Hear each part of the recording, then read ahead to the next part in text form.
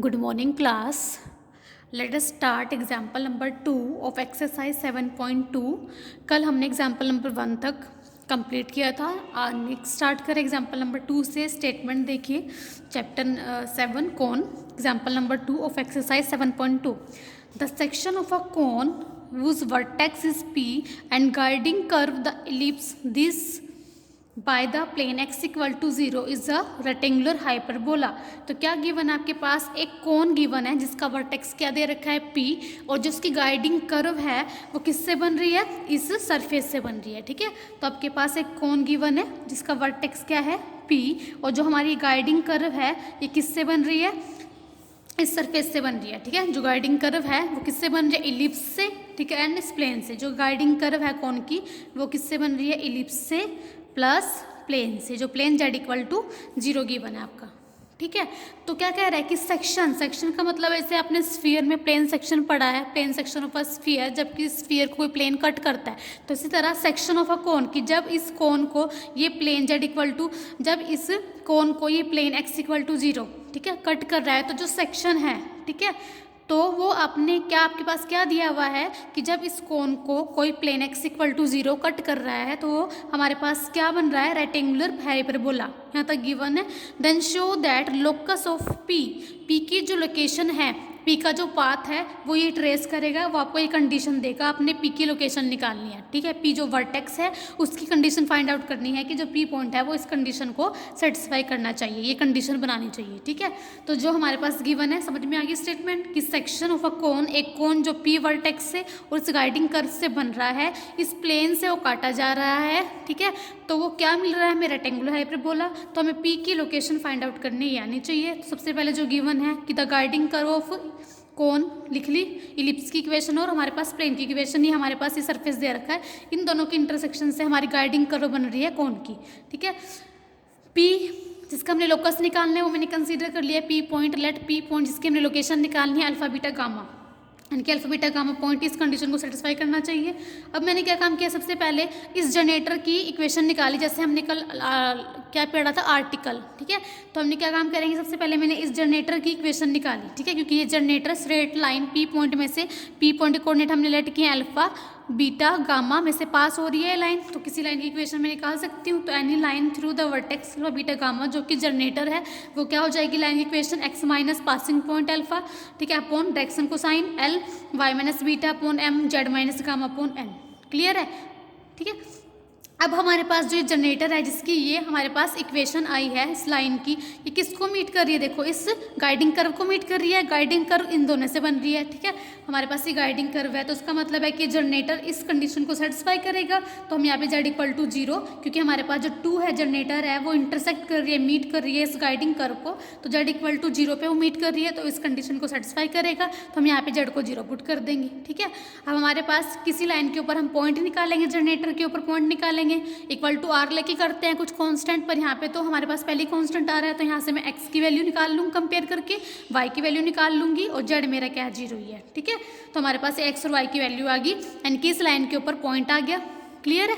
ठीक है, अब ये लाइन मुझे पता है इस गाइडिंग कर्व को मीट कर रही है, प्लेन की कंडीशन का मैं यूज़ कर चुकी हूँ। ठीक है, अब इलिप्स की कंडीशन भी तो है, तो जो ये पॉइंट आया, क्योंकि ये लाइन इस गाइडिंग कर्व को मीट कर रही है, तो जहाँ से जो पॉइंट आया वो इलिप्स की इक्वेशन को मीट करने की वजह से सेटिस्फाई करेगा। तो इलिप्स की इक्वेशन में अपनी एक्स वाई की वैल्यू पुट करा देंगे। ठीक है, एक्स की वैल्यू पुट कराई इलिप्स की इक्वेशन में, जो गाइडिंग कर्व थी, ऐसे वाई की वैल्यू पुट कराई यहाँ पे, जो हमारे पास वाई की वैल्यू आई है। क्लियर है?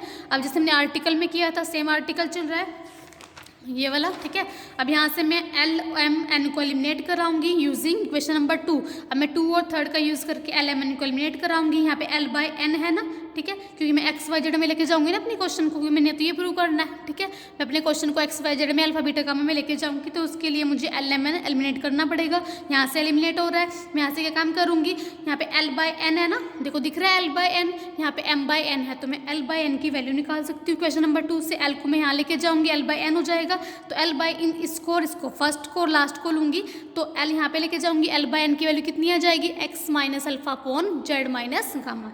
ये वैल्यू निकालोगे, यहाँ पुट करोगे, देखो क्लियर है, वैल्यू पुट हो गई। सिमिलरली यहाँ से आप m बाई एन की वैल्यू निकालोगे, m बाई एन की वैल्यू क्या हो जाएगी, m यहाँ लेके जाओगे और z माइनस गामा नीचे लेके जाओगे, तो m बाई एन की वैल्यू हो जाएगी y minus beta upon z minus gamma.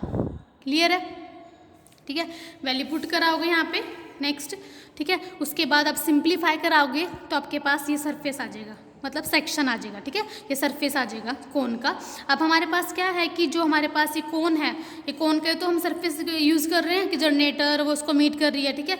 हमारे पास क्या है कि ये कोन है, किससे काटा जा रहा है, x=0 प्लेन से, तो मैं कर दूंगी कि हमारा इक्वेशन नंबर 4 है, जो कि हमारे पास कोन की सरफेस से जो हमें मिला है रिजल्ट, वो किस पे मीट हो रहा है, इसको कौन काट रहा है, x=0 प्लेन गिवन है हमारे पास, ठीक है, सेक्शन की बात हो रही है ना इस प्लेन से। तो x=0 यहाँ पुट करा दूंगी, यहाँ पे 0 आ जाएगा, तो हमारे पास ये इक्वेशन आ जाएगी सेक्शन की, ठीक है, कौन के सेक्शन की। क्लियर है। अब मैं यहाँ पे क्या काम कर रही हूँ, स्केयर ओपन कर रही हूँ, यहाँ पे भी स्केयर का फार्मूला ओपन कर रही हूँ, स्केयर का फार्मूला ओपन कर रही हूँ, तो हमारे पास ये इक्वेशन आ जाएगी, ठीक है, सेक्शन ऑफ अ कोन की इक्वेशन। अब हमें पता है कि सेक्शन ऑफ अ कोन की इक्वेशन, जब ये प्लेन उसको काट रहा है कोन को, तो रेक्टेंगुलर हाइपरबोला रिप्रेजेंट कर रहा है, ठीक है। देखो equation 5 will represent a rectangular hyperbola in the plane, किस प्लेन पे, x=0 पे, x0 है, इसका मतलब क्या है, y कोऑर्डिनेट और z कोऑर्डिनेट होगा, 3D में हम बात करते हैं तो इसका मतलब yz प्लेन की बात हो रही होगी। तो yz प्लेन में रेक्टेंगुलर हाइपरबोला की कंडीशन क्या होगी, coefficient of y square plus coefficient of z square = 0। ये स्टूडेंट्स हमारे पास ध्यान रखना कंडीशन होती है, आपने ये पढ़ा होगा कोनिक सेक्शन में, ठीक है। रेक्टेंगुलर हाइपरबोला कंडीशन क्या क्या होती है, coefficient of y square plus coefficient of z square = 0, yz plane में है, क्योंकि कोफिशिएंट ऑफ x तो यहाँ पे है ही नहीं कुछ भी, x तो 0 है ना, तो coefficient of y square plus coefficient of z square = 0, ये कंडीशन है रेक्टेंगुलर हाइपरबोला की। तो यहाँ से हमारे पास y स्क्वायर कोफिशिएंट क्या है, gamma square upon beta, plus z square का कोफिशिएंट क्या है, अल्फा स्क्वायर अपॉन a, और यहाँ से बीटा स्क्वायर अपॉन b, और यहाँ से -1। क्लियर है। तो मैंने क्या क्या काम किया, ए वाला टर्म आगे लिख ली, बी वाला टर्म इन दोनों कंबाइन कर लिया, 1 को साइड शिफ्ट किया, ठीक है। अब आपको दिख रहा है कि अब देखो अल्फा बीटा गामा, एक्स के प्लेस पे अल्फा, वाई के प्लेस पे बीटा, ठीक है, और जेड के प्लेस पे गामा आ रहा है।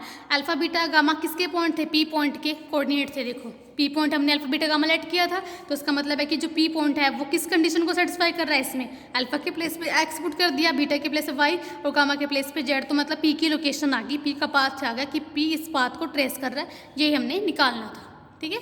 तो आपकी 7.2 एक्सरसाइज कंप्लीट हो चुकी है। नेक्स्ट हम करते हैं राइट सर्कुलर कोन। नेक्स्ट आर्टिकल है हमारे पास 7.6 आर्टिकल, राइट सर्कुलर कोन क्या होता है, इस तरह का सरफेस, ठीक है, सेम कोन जैसा ही है सारा कुछ, ठीक है, बस इसमें हमारे पास एंगल ऐड हो जाता है, ठीक है।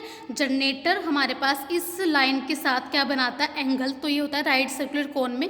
तो जो मैं इसकी डेफिनेशन पढ़ देती हूँ, अ right circular cone is a surface, a right circular cone is a surface generated by a lines which passes through a fixed point and makes a constant angle with a fixed line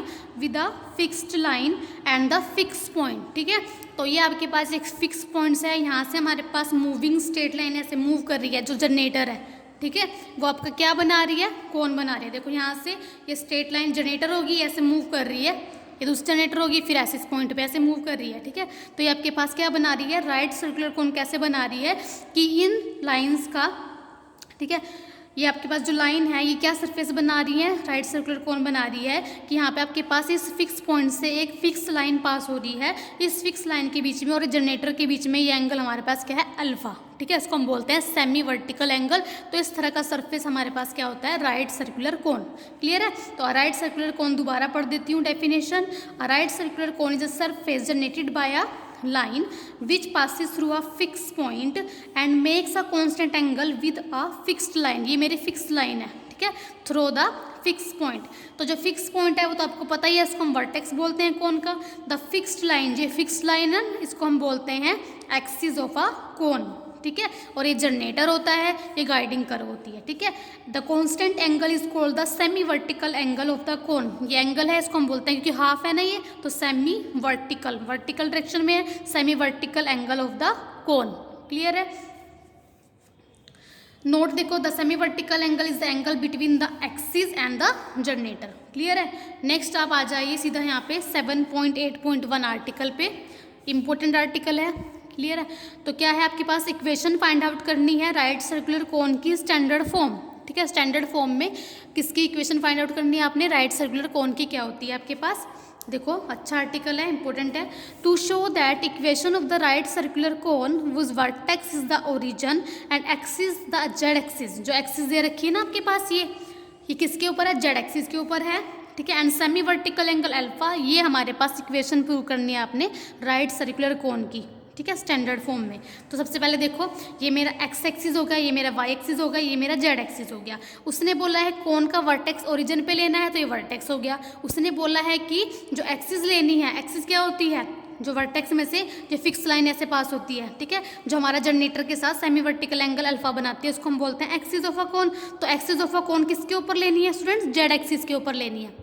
clear है। तो ये मैंने Z axis के ऊपर लिया axis, ये मेरी generator होगी कौन की, ये मेरी गाइडिंग कर्व होगी, और ये मेरा एक्सिस के बीच में और जनरेटर के बीच में सेमी वर्टिकल एंगल अल्फा हो गया। क्लियर है। तो इसका फिगर समझ में आ गई, ठीक है। तो हमने इक्वेशन फाइंड आउट करनी है, ठीक है। तो यहाँ पे मेरे पास ये ओरिजिन है, ओरिजिन की कोऑर्डिनेट आपको पता है 0 0, ठीक है। अगर मैं यहाँ पे कोई पॉइंट लूँ, अगर मैं यहाँ पे ओरिजिन 0 ले रही हूँ, अगर मैं यहाँ पे 1 ले रही हूँ, ठीक है, यहाँ से यहाँ तक का डिस्टेंस 1 ले रही हूँ, यहाँ पे भी मैं 1 ले रही हूँ, यहाँ पे के भी मैं 1 ले रही हूँ, तो इस पॉइंट के कोऑर्डिनेट क्या हो जाएंगे 1, 0, 0। और इस पॉइंट के कोऑर्डिनेट क्योंकि यहाँ पे क्या है, एक्स एक्सिस पे वाई भी 0, ठीक है, और जेड भी 0। जेड एक्सिस पे हमारे पास इस पॉइंट के कोऑर्डिनेट क्या हो जाएंगे, मतलब जेड पॉइंट के कोऑर्डिनेट क्या हो जाएंगे, जैसे मैं आई एक्स पॉइंट के कोऑर्डिनेट अगर ये ले रही हूँ तो जेड पॉइंट के कोऑर्डिनेट क्या हो जाएंगे, या फिर इसी एक्सिस पे कोई पॉइंट अगर यहाँ पे लेते हो, ठीक है, तो उसके कोऑर्डिनेट क्या हो जाएंगे, जेड एक्सिस पे वाई एक्स भी 0, वाई भी 0 और 1, ठीक है, क्योंकि मैं यहाँ से यहाँ तक का डिस्टेंस 1 ले रही हूँ, ऐसे यहाँ 1 ले रही हूँ, ठीक है। क्लियर। चलो तो लेट हमने क्योंकि इक्वेशन बनानी है, तो सबसे पहले मैंने पी पॉइंट कंसीडर कर लिया है एक कोन के ऊपर, चाहे यहाँ ले लीजिए चाहे यहाँ ले लीजिए, ठीक है। तो let p x y z, क्योंकि इक्वेशन तो एक्स वाई जेड में बनेगी, तो सबसे पहले पॉइंट लेना पड़ेगा। तो लेट पी हमने कोई पॉइंट ले लिया राइट सर्कुलर कोन के ऊपर, ठीक है। तो by definition of a right circular कोन हमें पता है कि ये एक्सिस के बीच में और जनरेटर के बीच में जो एंगल होता है अल्फा होता है, तो जेड ओ पी एंगल क्या हो जाएगा, अल्फा सेमी वर्टिकल एंगल, ठीक है। सबसे पहले मैं क्या काम कर रही हूँ, ओपी के डायरेक्शन कोसाइन निकाल रही हूँ 2 पॉइंट फॉर्म से, ठीक है। तो direction cosine of OP are क्या होते हैं, x2 - x1, y2 - y1, z2 - z1, ठीक है। तो माइनस करके मैंने डायरेक्शन कोसाइन निकाल ली ओपी के एक्स वाई जेड, ठीक है। इसी तरह मैं ओ जेड के डायरेक्शन कोसाइन निकाल लूँगी, ठीक है। Also the direction cosine of O z are proportional to 0 - 0, 0 - 0, 1 - 0, 1, ठीक है। ओ जेड के 2 पॉइंट फॉर्म से डायरेक्शन कोसाइन क्या हो जाएंगे, 0 - 0, 0 - 0, 1 - 0, 0 0 1, ठीक है। अब दो लाइंस के बीच में एंगल निकालने का फार्मूला हमारे पास ये होता है, अगर हमारे पास दो लाइनें हैं, एक लाइन ये है एक लाइन ये है, दोनों के बीच में एंगल अल्फा बन रहा है, इस लाइन के डायरेक्शन कोसाइन पता होना चाहिए, इस लाइन के भी डायरेक्शन कोसाइन पता होना चाहिए। तो एंगल निकालने का फार्मूला हमारे पास कोस थीटा का फार्मूला होता है L1 L2, चाहे A1 A2 लगा लो, ठीक है। यहाँ पे A1 A1 B1 C1, A2 B2 C2, ये फर्स्ट लाइन की डायरेक्शन कोसाइन, ये सेकंड लाइन की डायरेक्शन कोसाइन। तो फार्मूला होता है A1, ये A1 B1 C1, A2 B2 C2। तो formula A1 A2 B1 B2 plus C1 C2, नीचे अंडर रूट में A1 का स्क्वायर प्लस B1 का स्क्वायर प्लस C1 का स्क्वायर, ऐसी इनटू में अंडर रूट में A2 का स्क्वायर B2 का स्क्वायर C2 का स्क्वायर, ठीक है। तो सारी values x into 0 plus y into 0 z into 1 put करा दोगे, नीचे इस सारे का स्क्वायर हो जाएगा अलग अलग, प्लस में 0 का स्क्वायर प्लस 0 का स्क्वायर यहाँ पुट कर दोगे इस फार्मूले के अकॉर्डिंग, तो कोस अल्फा की वैल्यू आ जाएगी, ठीक है। क्योंकि दो लाइंस के बीच में एंगल अल्फा है, तो हमारे पास कोस अल्फा की वैल्यू आ जाएगी। बनाना मैंने tan अल्फा है, तो क्या tan स्केयर अल्फा बनाना है, तो सबसे पहले स्केयरिंग कराया, ठीक है, क्रॉस मल्टीप्लाई कराया, स्केयरिंग कराया, तो ये चीज़ आ गई। उसके बाद मैंने क्या काम किया, कोस स्केयर अल्फा को नीचे लेके गए, क्योंकि कोस से सेकेंड पे जाऊँगी, सेकेंड से tan पे जाऊँगी, तो उसका रेसिप्रोकल कराया, तो मेरे पास सेकेंड स्केयर आ गया, ठीक है। अब मुझे पता है ये भी जेड स्केयर है, ये भी जेड स्केयर है, इन दोनों कंबाइन कर लिया, जेड स्केयर कॉमन ले लिया, सेकेंड स्केयर अल्फा -1 हमारे पास क्या आ जाएगा, tan स्केयर अल्फा, और ये हमारे पास इक्वेशन हमने निकालनी थी। ये हमारे पास किसकी इक्वेशन होगी, राइट सर्कुलर कोन की इन स्टैंडर्ड फॉर्म, ठीक है। नेक्स्ट है आपके पास आर्टिकल 7.8.2, इसी का ही नेक्स्ट आर्टिकल सेम इसके जैसा ही है। इस आर्टिकल को इस आर्टिकल को अपने आप करोगे, क्या डिफरेंस है बता देती हूँ, ये होमवर्क है आपका। To show that equation of the right circular cone which vertex is origin, vertex तो ओरिजिन ही गिवन है, एक्सिस द लाइन, लास्ट वाले आर्टिकल में जो एक्सिस थी वो जेड एक्सिस पे थी, यहाँ पे जो एक्सिस की इक्वेशन है वो गिवन है x/l equal to y/m equal to z/n, ठीक है।